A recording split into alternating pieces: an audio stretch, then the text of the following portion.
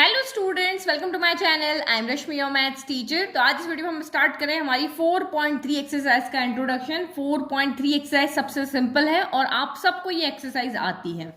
क्यों आती है? क्योंकि हमारा जो यहाँ पे टॉपिक का नाम है वो है एरिया ऑफ ट्राइंगल, और ये क्लास 10th की बुक है। एरिया ऑफ ट्राइंगल का ये वाला जो फॉर्मूला है वो आपने 10th क्लास में भी पढ़ा हुआ है और आपने 11th क्लास में भी पढ़ा हुआ है। लेकिन अब इसी फॉर्मूले को हम यहाँ पे डिटर्मिनेंट के फॉर्म में चेंज करेंगे और सॉल्व करेंगे। यहाँ पे तो आप बहुत कंफ्यूज आते थे कि किस कब 1 लेना है, कब 2 लेना है, कब 3 लेना है। मैंने आपको याद भी करने का तरीका बताया था। लेकिन अब जो डिटर्मिनेंट के फॉर्म वाला फॉर्मूला है वो सबसे इजी है, उसमें से अरेंज करना है और जैसे हम डिटर्मिनेंट फाइंड कर रहे थे बस वैसे ही करना है ना। तो अब क्लास 12th में अगर एरिया ऑफ ट्राइंगल आता है तो आपको ये फॉर्मूला यूज नहीं करना है। आपको जो फॉर्मूला यूज करना है वो अब हम यहाँ पे देखेंगे, है ना। तो पहले देखो क्लास 10 का फॉर्मूला हमने कैसे याद किया था, ठीक है। तो if the coordinates of the triangle are x1 y1 x2 y2 x3 y3 then area of triangle ABC is this. तो मैंने आपको सिंपल सा तरीका बताया था इसको याद करने का, 1 2 और 3। तो ये इस तरह से मैंने आपके एरो बना दी ताकि आपको याद न रखना पड़े किसमें से किसको सब्ट्रैक्ट करते हैं ना। तो कभी आप गड़बड़ कर लो तो इस फॉर्मूले की हेल्प ले सकते हो। तो मैंने कहा था कि अगर आपने x1 लिया है तो y2 माइनस y3 आएगा, आपने x2 लिया है तो y3 माइनस y1 आएगा। आपको क्लॉकवाइज चलना है ना। x1 तो y2 माइनस y3, x2 है तो y3 माइनस y1, और x अगर 3 है तो y1 माइनस y2। इस तरीके से हमने यहाँ पे याद किया था।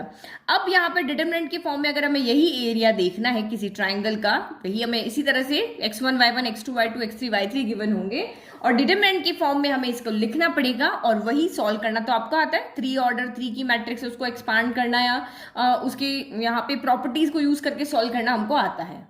तो now this expression can be return in the form of determinant. Determinant की फॉर्म में कैसे लिखेंगे? वही एरिया ऑफ ट्राइंगल को डिटरमिनेंट की फॉर्म में लिख रहे हैं तो इसको हम यहाँ पे क्या कर रहे हैं, डेल से नोट करें, या इसको इससे भी लिख सकते हो एरिया, ठीक है। 1/2 का 1/2 वही रहेगा। अब डिटरमिनेंट के लिए आपको पता है कि 2 वर्टिकल्स लाइन आती है। अब कोऑर्डिनेट को ऐसे लिखना है, देखो x1 x2 x3, ठीक है। इसके बाद y1 का टर्न y1 y2 y3। अब यहाँ क्या लिखें तो यहाँ आपके सारे 1 1 आएंगे, 1 1 1। तो आपको ये कोऑर्डिनेट्स गिवन होंगे, ये आपको 1 1 1 अपने मन से लिख देना है, यानी कॉलम 3 जो है उसमें आपको 1 1 1 लिख देना है।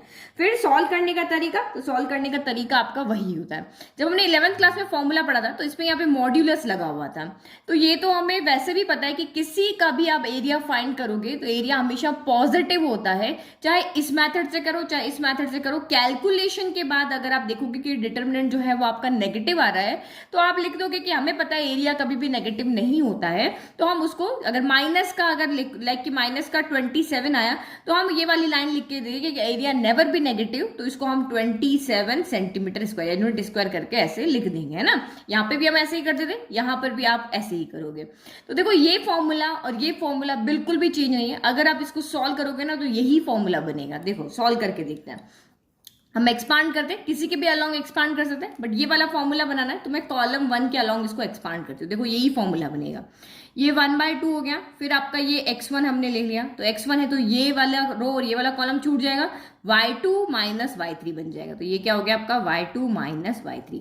फिर आपको पता है कि ये वाला पॉजिटिव होता है, इसके साथ में क्या आता है, नेगेटिव का साइन आता है। तो ये आपका x2 हो गया। तो x2 है तो ये छूट जाएगा, ये छूट जाएगा, तो y1 माइनस y3 हो जाएगा, है ना। y1 माइनस y3 और फिर प्लस, इसके लिए आपका प्लस आता है तो ये आपका x3 हो गया।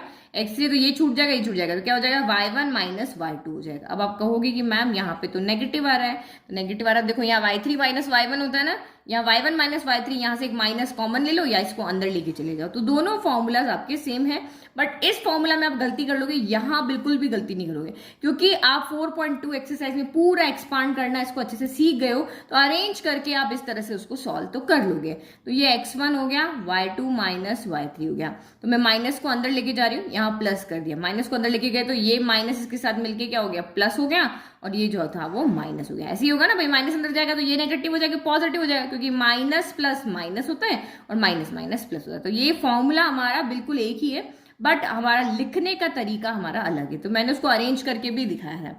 अब कुछ चीज है, अब इससे रिलेटेड आपके किस किस टाइप के यहाँ पे क्वेश्चंस आएंगे। तो यहाँ पे देखो एक्सरसाइज ही देख लेते हैं ना। तो ये तो सिंपल आपका आ जाएगा, ये आपको यहाँ पे ट्राइंगल की वर्टिसेस कहो या उसके तीनों कॉर्नर के जो कोऑर्डिनेट्स होंगे वो आपको गिवन होंगे, है ना। तो आपको ये कोऑर्डिनेट्स गिवन है तो आप अरेंज कर लोगे, 1 6 4 ऐसे लिखोगे, इस तरह से 1 6 4 लिखोगे, फिर 0 0 3 ऐसे लिखोगे और यहाँ हमेशा आपका 1 1 1 ही रहेगा। तो फर्स्ट टाइप का क्वेश्चन तो आपका ये हो गया, बस सिंपल से आपको कह दिया कि भाई एरिया फाइंड कर लो, एरिया हम फाइंड कर लेंगे, ठीक है। फिर आपको पता है कि हमने क्वेश्चन किए हुए हैं कि आपको 3 कोऑर्डिनेट्स इस तरह से दिए होते हैं और आपको कहते थे कि भाई आप प्रूव करो कि ये तीनों पॉइंट्स कोलिनियर है। हमने 10th में भी क्वेश्चन किया, 11th में भी किया, 10th में कोऑर्डिनेट ज्योमेट्री चैप्टर में हमने किया था कि शो दैट कि x1 y1 x2 y2 x3 y3 आपके कोलिनियर है। तो कोलिनियर का मतलब क्या होता है कि वो तीनों पॉइंट जो है वो आपके एक लाइन में है ना। यहाँ पे x1 y1 हो गया, फिर यहाँ पे आपका x2 y2 हो गया और यहाँ पे आपका x3 y3 हो गया। तो अगर ये तीनों एक लाइन में, इसका मतलब इस तीनों पॉइंट से बनने कोई भी ट्राइंगल नहीं बन रहा है। तो ट्राइंगल नहीं बन रहा मतलब उसका एरिया क्या है, 0 है। तो हम ऐसे ही शो कर देते कि कोई भी 3 पॉइंट, अगर आपको कोई भी 3 पॉइंट को कोलिनियर शो करना है तो आप कह दोगे कि भाई उस 3 पॉइंट से जो बनने वाला ट्राइंगल है उसका एरिया अगर 0 आ रहा है तो दैट मीन्स वो तीनों पॉइंट कोलिनियर। तो पहला क्वेश्चन सिंपल एरिया फाइंड करने वाला आएगा। दूसरा क्वेश्चन आपको शो करना होगा कि ये जो भी पॉइंट्स आपको यहाँ पे दिए हुए हैं वो कोलिनियर है। तो आप वहां पे लिख दोगे कि भाई अगर ये एरिया यहाँ पे 0 आ रहा है इन तीनों पॉइंट से बनने वाला तो इसका ये तीनों पॉइंट्स आपके कोलिनियर है, ठीक है। फिर तीसरे टाइप का क्वेश्चन यहाँ पे क्या आएगा कि ये 2 कोऑर्डिनेट आपको दिए होंगे, तीसरा नहीं दिया हुआ होगा और आपको एरिया दिया होगा और आपको कहेंगे कि आप चौथा कोऑर्डिनेट यहाँ पे फाइंड करके बताओ। तो तब भी हमें यही फॉर्मूला यहाँ लगाना है। हमें ये गिवन होगा, एरिया गिवन होगा तो एरिया की जगह एरिया पुट कर देंगे, पॉइंट जो हमें यहाँ पे गिवन होंगे पुट कर देंगे, जो नहीं गिवन है उसको कोई 2 वेरिएबल ले लेंगे, चाहे x1 y1 या h के कुछ भी ले लो और फिर सेम हम वैसे ही सॉल्व करेंगे तो हमें यहाँ पे वैल्यू मिल जाएगी, ठीक है। तो मेनली उसमें आपको एक वेरिएबल ही पूछा होगा, कभी आपको x पूछा होगा, इन तीनों में से कोई एक होगा, इन तीनों में से कोई होगा, दूसरे की वैल्यू आपको गिवन होगी क्योंकि आपको पता है कि एक इक्वेशन से हम एक ही वेरिएबल की वैल्यू निकाल सकते हैं, है ना। कभी आपको यहाँ पे इक्वेशन जो आपका यहाँ पे ट्राइंगल है उसकी इक्वेशन भी निकालने की आएगी। तो वो सब के डिफरेंट डिफरेंट टाइप्स के जो क्वेश्चन होंगे वो हम एक्सरसाइज में करेंगे, लेकिन क्वेश्चन सारे वही हैं जो हम 10th 11th में कर चुके हैं।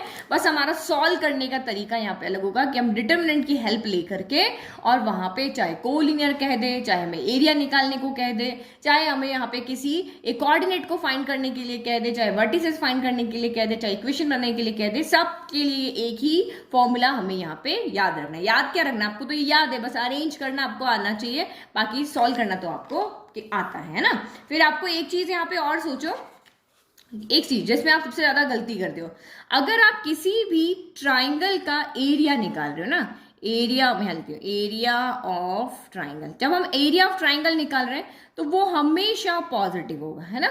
एरिया ऑफ ट्राइंगल आप जब भी कैलकुलेट कर रहे हो वो हमेशा पॉजिटिव होगा, लेकिन ये जरूरी नहीं है कि ये कोऑर्डिनेट्स पॉजिटिव ही हो। कोऑर्डिनेट जो है, वर्टिसेस जो आपको दी हुई है, ये पॉजिटिव भी हो सकती है और नेगेटिव भी हो सकती है। तो एरिया ऑफ ट्राइंगल जब भी आप कैलकुलेट करोगे, चाहे वैल्यू नेगेटिव आए चाहे पॉजिटिव आए, आपको आंसर हमेशा पॉजिटिव में ही लिखना है। लेकिन आपको इसमें से कहते हैं कि ये कोऑर्डिनेट फाइंड करके निकालो, तो ये पॉजिटिव भी हो सकता है और ये आपका यहाँ पर नेगेटिव भी हो सकता है ना। तो ये ध्यान रखना, कोऑर्डिनेट्स या वर्टिसेस जो है वो कभी भी पॉजिटिव नेगेटिव दोनों हो सकती है, लेकिन एरिया ऑफ ट्राइंगल जो होगा वो हमेशा यहाँ पे क्या होगा, पॉजिटिव होगा, है ना।